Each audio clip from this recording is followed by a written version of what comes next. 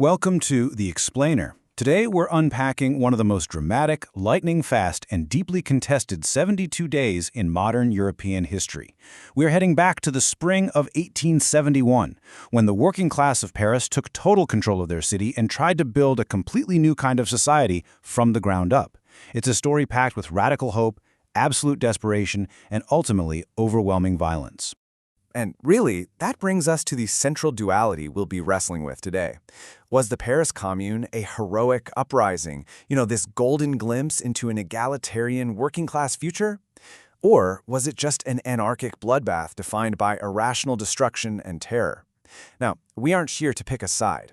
Instead, we're going to dive into the historical evidence to figure out exactly why the Commune is still so deeply polarizing today, sparking passionate debates from both the political left and right. Okay, let's dive into this. Here is our roadmap for The Explainer. Section 1, Origins of the Uprising. Section 2, A Laboratory of Revolution. Section 3, The Dark Side Emerges. Section 4, The Bloody Week. And finally, Section 5, A Contested Legacy. All right, kicking things off with Section 1, Origins of the Uprising.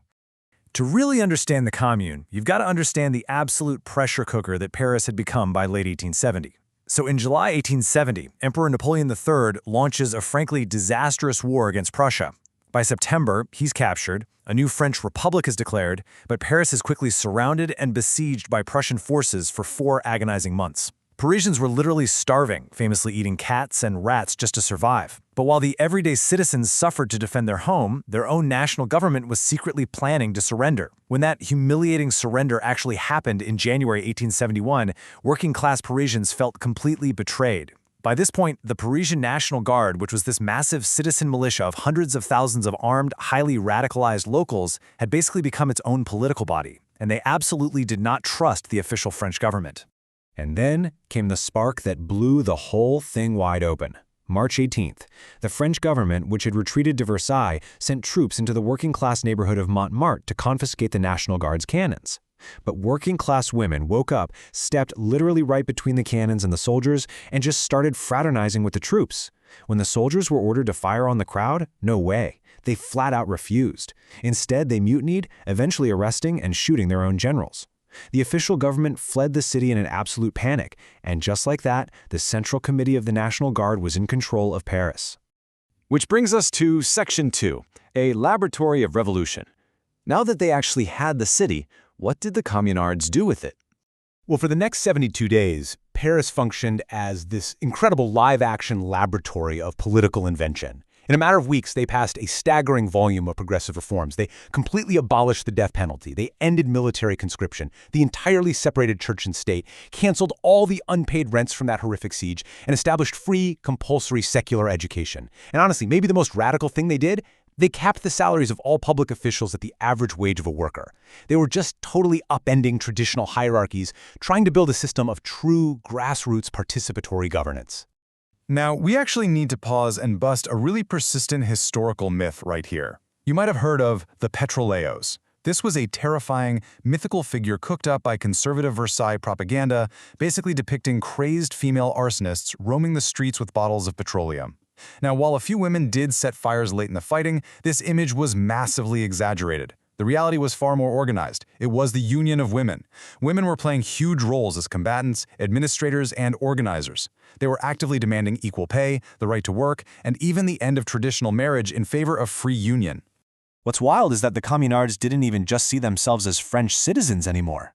Like the anarchist geographer Élisée Reclus noted, they viewed the Commune as a blueprint for a new humanity. These people were fierce internationalists. The prominent artist Gustave Courbet even symbolically declared that Paris had renounced being the capital of France. They weren't just fighting for a city, they were envisioning a universal republic that completely ignored old national borders.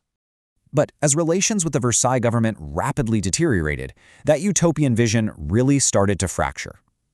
Let's look at Section 3, The Dark Side Emerges. Faced with an official government army that was absolutely determined to crush them, the Commune's leadership made a fateful decision in early April. They passed the hostage decree. They authorized the arrest of prominent counter-revolutionaries, and they declared that for every executed prisoner of war, 3 hostages would be killed.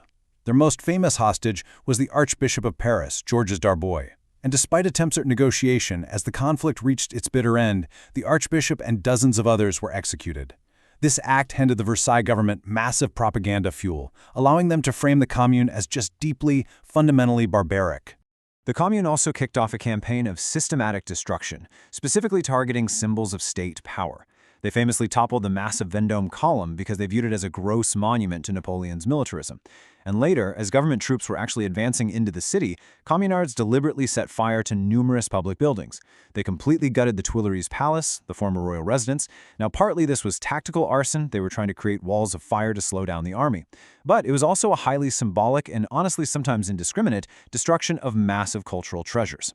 No, what's really fascinating is the massive ideological split over this destruction. On the right-wing side of things, you have critics like William Stigenden writing in the conservative press just absolutely horrified by the vandalism. He suggested the Communards rationally wanted to destroy the entire city. But on the left, you have Karl Marx, who famously and forcefully defended the Communards. Marx mocked the bourgeois critics who were convulsed by horror at the desecration of brick and mortar, while they were completely ignoring the wholesale slaughter of human beings happening at the exact same time. And that slaughter is what we have to turn to now. Section 4, the Bloody Week, or La Semaine Sanglante. Because on May 21st, the Versailles government forces finally breached the walls of Paris. Okay, we need to talk numbers for a second to really grasp the sheer scale of what happened next. We talked about the hostage decree earlier, right? 68. That is the total number of hostages the Commune executed as the army closed in on them. 68 lives. Now, contrast that with this number, 15,000. That is the estimated minimum number of Communards, and frankly just suspected Communards, massacred by the Versailles army during the 8 days of the Bloody Week. And some historical estimates actually push this number as high as 25,000. Government troops were using machine guns for mass executions. They were gunning down men, women, ordinary people right in the streets. This wasn't just a military victory, it was an active, brutal purification of the Parisian working class. The disproportionate scale of this violence is just staggering. And the terror absolutely did not end when the barricades fell. In the aftermath, over 40,000 Parisians were arrested and dragged before military courts. Nearly 4,500 people were exiled. They were loaded onto ships and deported to incredibly harsh penal colonies in the South Pacific, like New Caledonia, facing forced labor and severe abuse. It wasn't until almost a decade later, in 1880, that a general amnesty was finally granted so the survivors could return home. Which brings us to our final part, Section 5, a contested legacy. How do we even begin to process an event that is simultaneously a symbol of working-class emancipation and a tragedy of unimaginable violence? Well, for the political left, the Commune became the ultimate foundational myth. As Karl Marx wrote, he viewed it as the first real dictatorship of the proletariat, proof that the working class could literally smash the existing state and run society themselves. Decades later, Lenin was so obsessed with the Commune that he famously danced in the snow when the Bolshevik Revolution managed to last just one single day longer than the Communards did. But there is a totally different way to read this history. Take Yale historian John Merriman, for instance.